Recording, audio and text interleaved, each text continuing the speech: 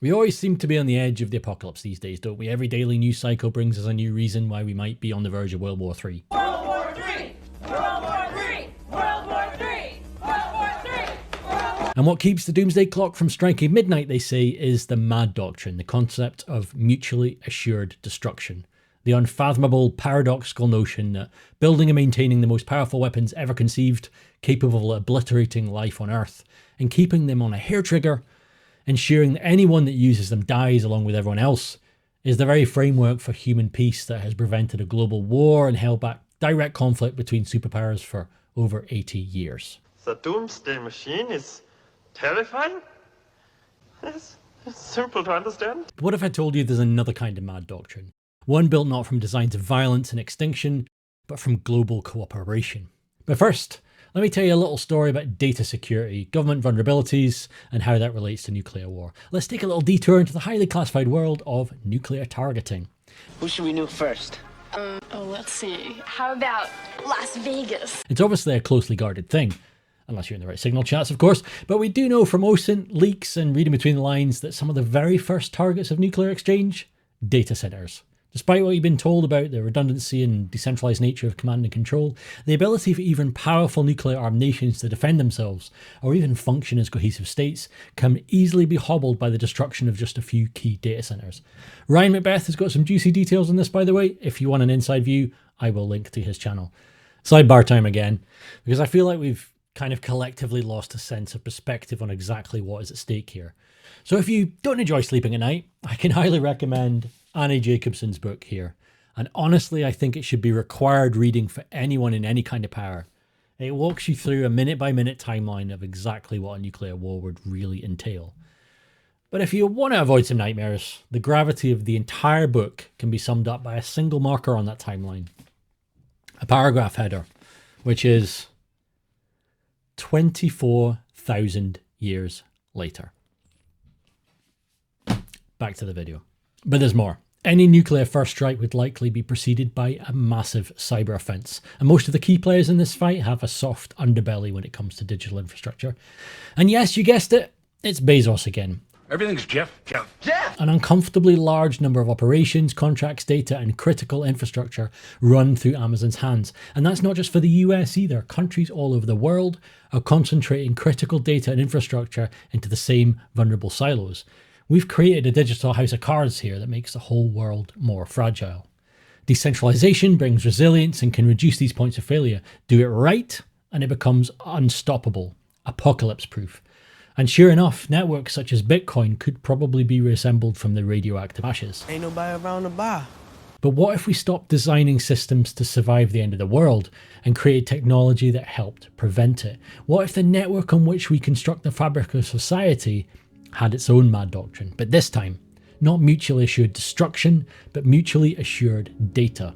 An internet that could not only secure against hacking, attack and theft, but could protect all data from the destruction of bombs and conflict, even a global one. Thanks to the automated continuous cooperation of autonomous networks, attacking the network would mean attacking yourself. An act of national self-harm. Governments and individuals alike would be supporting each other's security and their privacy and resilience.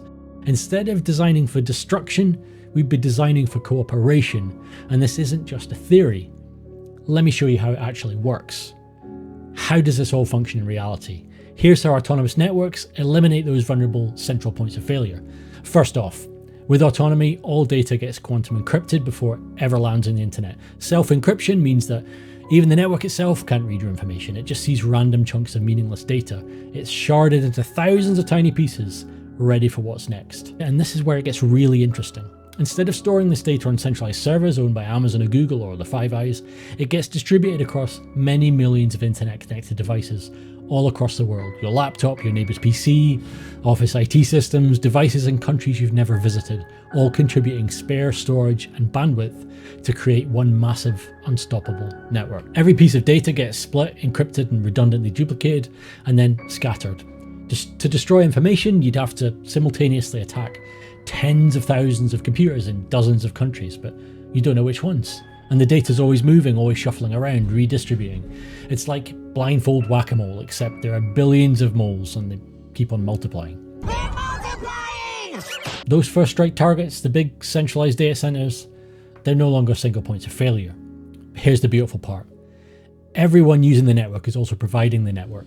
Attack one part and you're attacking infrastructure that your own citizens, your own economy depend on. Try to censor information and you're degrading your own network that your country uses. It's mad for the digital age, but instead of ensuring destruction, it ensures cooperation. The old dogmas of mutually assured destruction need to be seriously re-examined. So here's what changes when everyone contributes to the internet. We make it truly borderless. And this isn't just about surviving cyber attacks or nuclear war. When everyone has skin in the game, everyone becomes invested in protecting the whole system. Imagine if every country's infrastructure was intertwined with every other country's, not through backroom deals or treaties that can be torn up, but through the fundamental architecture of how this new internet works.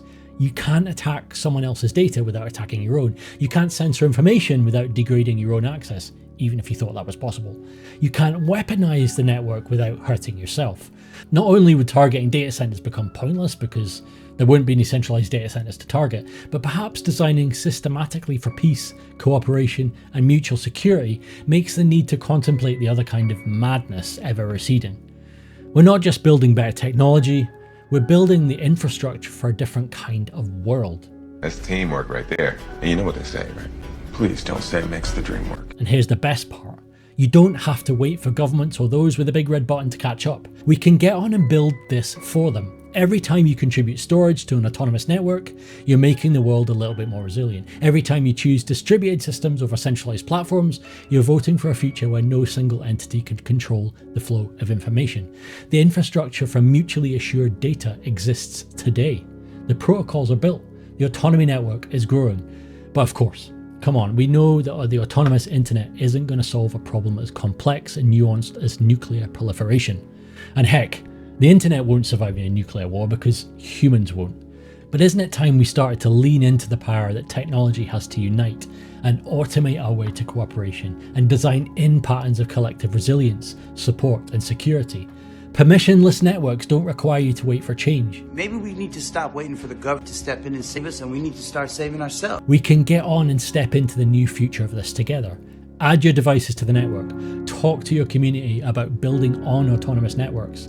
Build an app on this tech, or pester your favourite app devs into doing so. We've spent 80 years living under the shadow of mutually assured destruction. Maybe it's time we live under something else instead. Something that's built on cooperation, shared security, and success. Mutually assured.